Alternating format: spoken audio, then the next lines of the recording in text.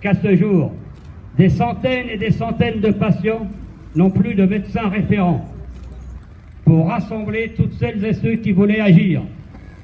Cet outil, c'est le Conseil sanitaire territorial de santé du Carbozin-Ségala, où nous avons décidé des actions tous azimuts, d'aller sonner aux portes des élus locaux, de conseillers départementaux, de parlementaires. À ce propos, Madame la députée de la circonscription nous recevra, nous attendons demain. Le préfet du Tarn, nous avons pris la tâche de l'ordre départemental des médecins. Ce soir, des élus sont présents, nous les remercions pour leur soutien. Le président du conseil départemental, Christophe Ramon, dans un courrier, apporte tout son soutien à notre mouvement. Et il a écrit aussi à l'ARS pour demander qu'on ne ferme pas cet outil. Une seule institution n'a, à ce jour, pas eu l'attention de nos demandes de rendez-vous ni de nos courriers.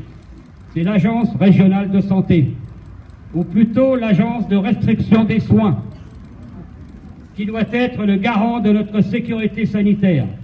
Elle est sur ce territoire une des interlocutrices essentielles. C'est elle qui décide, qui coupe et qui tranche de ce qui serait bon pour nous. Nous ajoutons une demande récente de rencontre avec M. Rognier de la direction de Filiéris. Nous réitérons publiquement cette demande de rencontre ce soir. Depuis, des communiqués arrivent, depuis hier soir. L'ARS qui s'est exprimée sous la forme d'un communiqué de presse, je cite un paragraphe, j'ouvre les guillemets.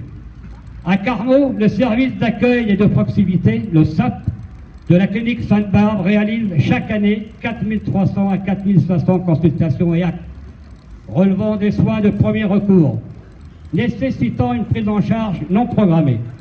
L'activité de soins de l'actuel service d'accueil de proximité est en cours de transfert, dit-elle, vers le centre de santé du même nom, gestionnaire Filiéris. Sur le même site géographique, nous dit-on, pour les usagers, la continuité des soins est assurée sur place. Ils seront orientés et accueillis à terme au centre de santé pour lequel la volonté est de renforcer le personnel médical et infirmier. Citation terminée. Sur ce dossier des urgences, vous auriez été entendus. C'est une avancée depuis hier soir. Mais rien n'est acquis dans nos luttes sur cette situation qui nous est faite. Donc rassemblés, solidaires dans nos actions, nos propositions, nous pouvons réussir par la mobilisation de toutes et tous. Demain sur les déserts médicaux en cours, parce que la poursuite des actions de mouvements citoyens continue.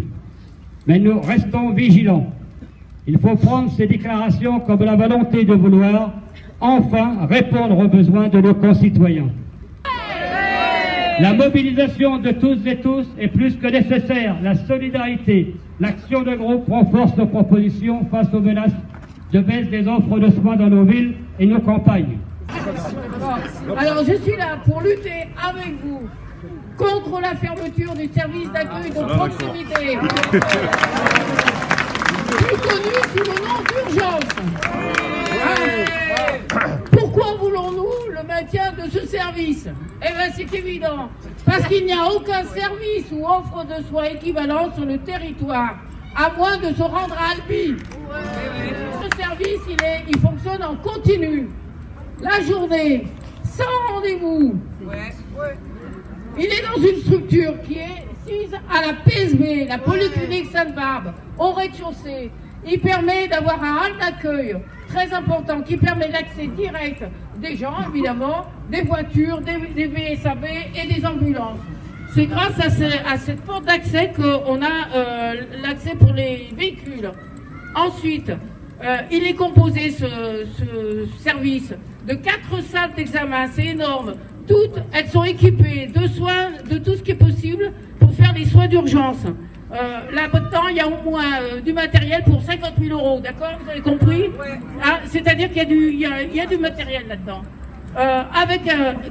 Comment le service fonctionne? Il fonctionne avec un médecin généraliste, une infirmière, qui sont toutes formées aux soins d'urgence, c'est-à-dire qu'ils ont l'habitude de prendre en charge les petites urgences et ce qu'on dit la bombologie, c'est-à-dire ce qui correspond à 85% des entrées dans les urgences normales.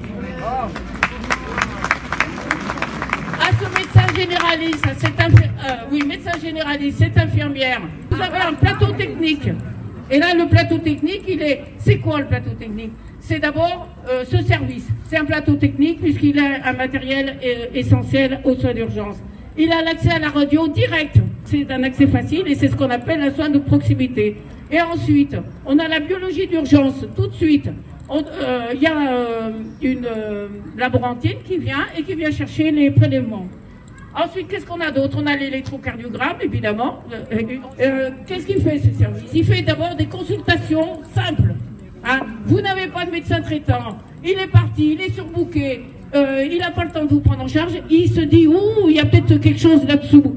Allez aux urgences. Il fait les bilans des accidents de travail. Ça, c'est intéressant parce que les accidents de travail, ça veut dire qu'il y a des entreprises à côté de chez nous et ça fait un gain de temps formidable de venir dans ce service. On envoie chez le spécialiste.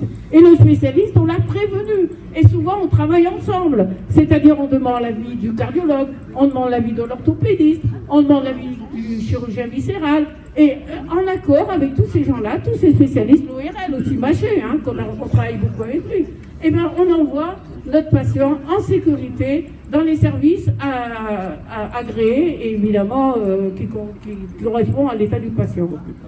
S'il faut le transférer en ambulance, en SAMU, on s'en occupe, d'accord? C'est la sécurité. Filiéris, le service est dans sa polyclinique, on est d'accord. C'est lui qui a donné les sous, hein, parce que ce service est en déficit, et c'est normal, tous les services de ce type sont en déficit. C'est lui qui a pallié le manque d'argent depuis le début.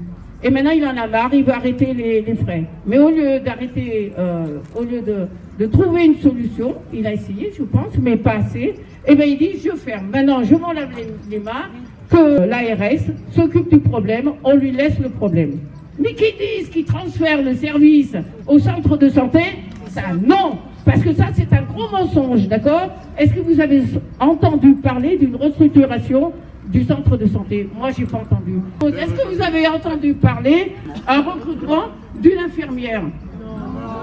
Hein, d'une nouvelle infirmière qui va être spécialement dans ce service. En conclusion, le transfert de ce service, et pour Filiéris, il va se transformer avec un seul service, avec un seul médecin. C'est pas possible, on l'a bien compris. Non seulement le Filiéris veut fermer, cette fermeture, il a l'agrément de l'ARS. Mais c'est incroyable ça. L'ARS nous dit, l'activité, elle y est. Il y a de l'activité, mais oui. Vous êtes vraiment un centre de soins de premier recours, c'est-à-dire vous êtes un centre de médecine générale, eh bien, on vous ferme. Enfin, non, excusez-moi, on vous transfère. Hein. C'est un élément de langage, comme on dit en politique. Hein. On vous transfère, on ne ferme pas, on transfère. Cette ARS, elle nous dit, je suis d'accord pour le transfert. Est-ce qu'elle a fait une expertise?